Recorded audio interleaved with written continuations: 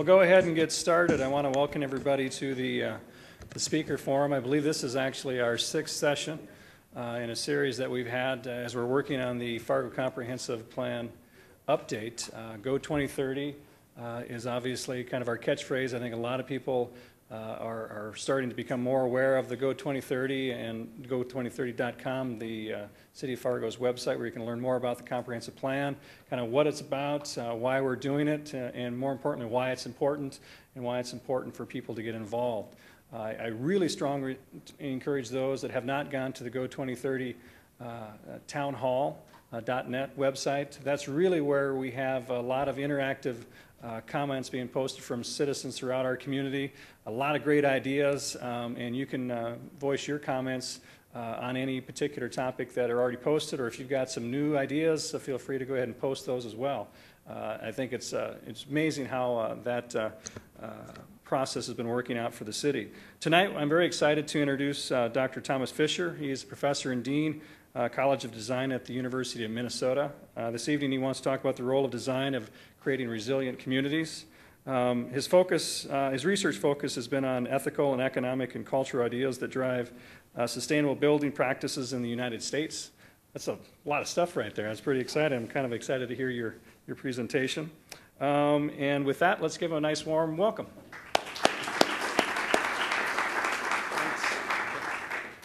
You know, the last time I was here, I think it was the coldest day of the year. And I think I'm here, the warmest day of the year? Maybe, I hope it gets cooler. So anyway, I've kind of experienced the full temperature spectrum of Fargo.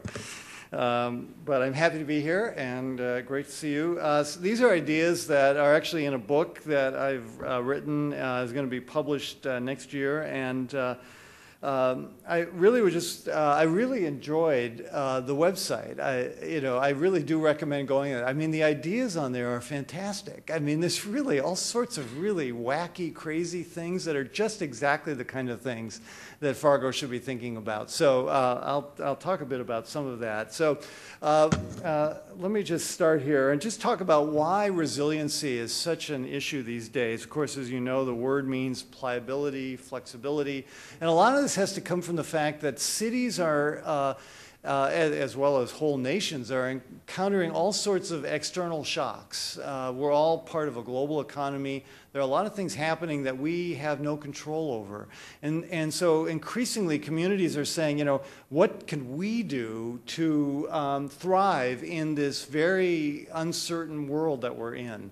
And I think there's a lot that communities can do, and I want to talk about that. But I think part of this is, you know, how do we thrive under sometimes hostile, certainly economic conditions, sometimes environmental conditions, and I'd like to hear more of your thoughts at the end of this talk. So just some of the external shocks that we have been experiencing, the extreme weather events, the economic changes going on, the debt crisis, increasing price of fuel, demographic shifts, and I just thought I would just run through some slides here to talk a bit about this, which of course everyone is very well aware of, you know, unemployment.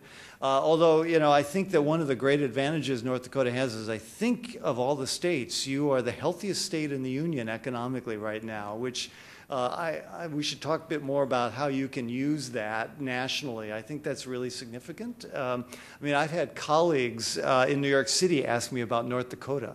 So, hey, I think that there's something there for all of you. And so I think that you have a window of time right now to, and I think that's why doing this sort of thinking about where we want to be in 2030 is really well-timed, because you're getting a lot of national attention. A lot of people are asking about the state. And of course, this being the biggest city puts Fargo in a perfect place to start to take advantage of some of that. Meanwhile, lots of other parts of the country are really struggling. Of course, the foreclosure issues that are continue to be a problem, and I'm going to talk in a bit about why some of this has happened. The rising gas prices, of course, an issue for all of you is flooding.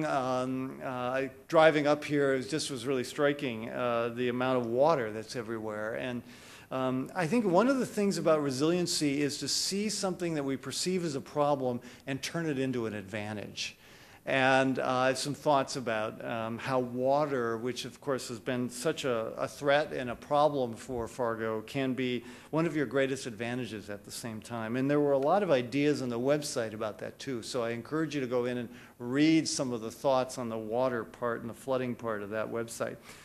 And then, of course, infrastructure. And some of my next comments and really the reason for the book has to do with, it started with a chapter on the I-35W bridge collapse, which, as you know, happened in the center of Minneapolis a few years ago. And I used the collapse of the bridge to really make an argument that it's not just that we have failing infrastructure that we can't afford to maintain anymore, but we've created a set of systems in this country that are starting to collapse. And I'll talk a bit about why that's happening, but this is really to make the point that we are at a moment in time where the 20th century is really ended.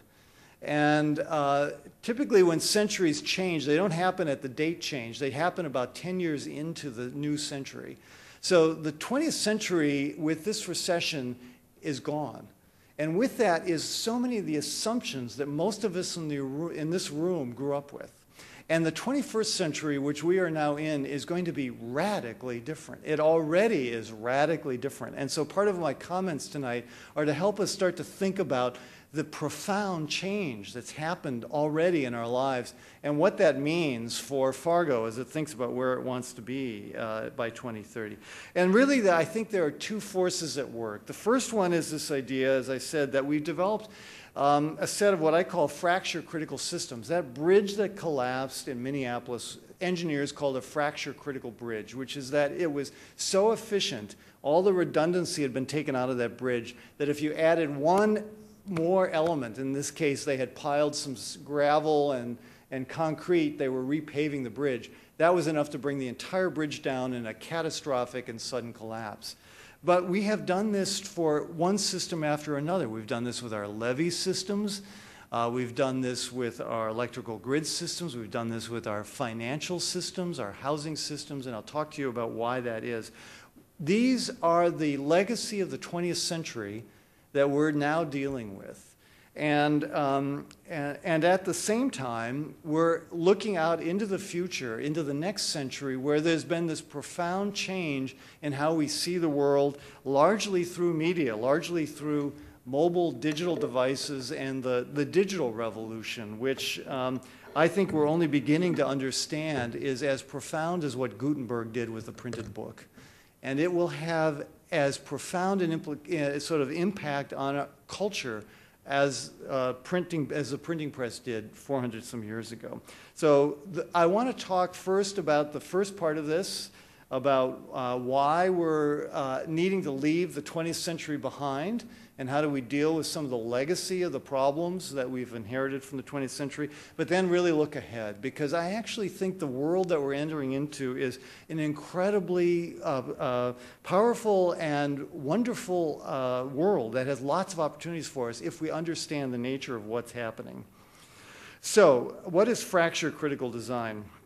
As I said, as with that bridge, it's any system where the redundancy has been taken out and we've tried to maximize efficiency. Some of this work comes from the work that ecologists have done. This fellow named Buzz Holling and Lance Gunderson, they started to look at why ecosystems collapse. And they realized that an ecosystem is one where if there's a species in the ecosystem that gets very efficient, it becomes so dominant, it loses all of its resiliency. And so when an ecosystem collapses, it actually is collapsing back to resiliency, but it's becoming less efficient and less connected. Now, the lesson I learned from this is that communities have got to recognize that while we're all globally connected in a global economy, the real challenge for communities in the future is to be very local, is to actually see yourselves as being at once connected to the world, but also about developing local economies, local foods, local industries, local activities. And this is quite a change from the 20th century, where in the 20th century, we all wanted big box retail. We all wanted, national chains to come in.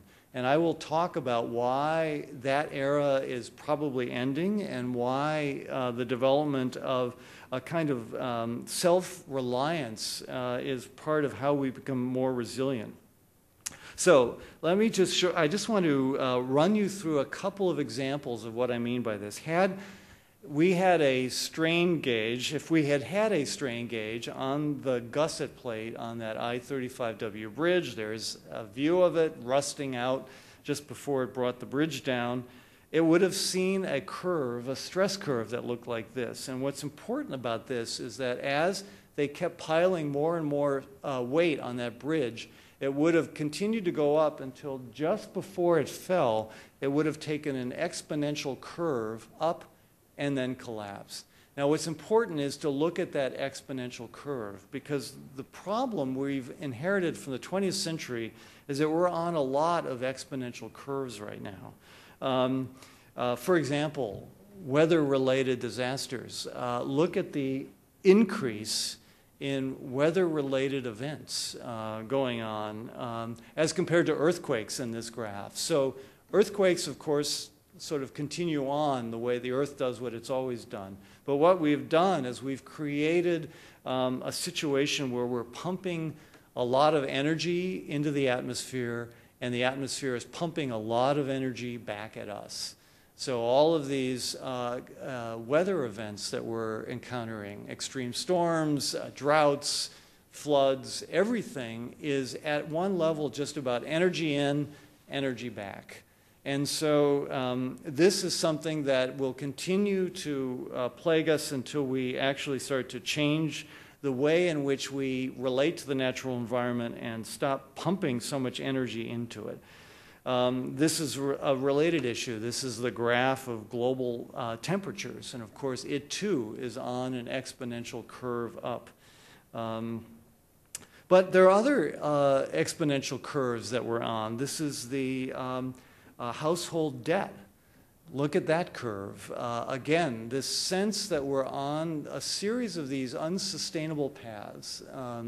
And as we're recognizing with this recession, we're finding that there's been an extreme drop in consumer activity, in part because of the amount of debt that so many households are experiencing. And then look at this one. I mean, we wonder why the house prices have collapsed. Look at that exponential curve upward of house prices. And we're about halfway down the downward slope. One of the things that the research I've been doing has shown is that we tend to fall back to where we would have been before the spike.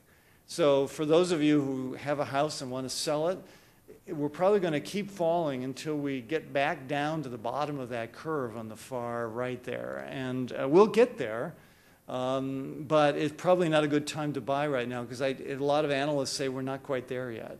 But this is what happens, is that when we have these bubbles and we have these spikes, they can't sustain themselves. They come back down. And I think one of the challenges we have as a legacy from the 20th century is we have to get out of this pattern of boom and bust, of bubbles where prices or something grows exponentially and then it collapses.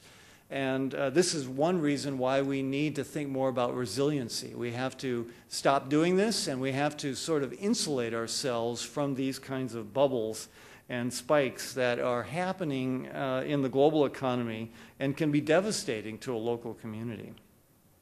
This is just a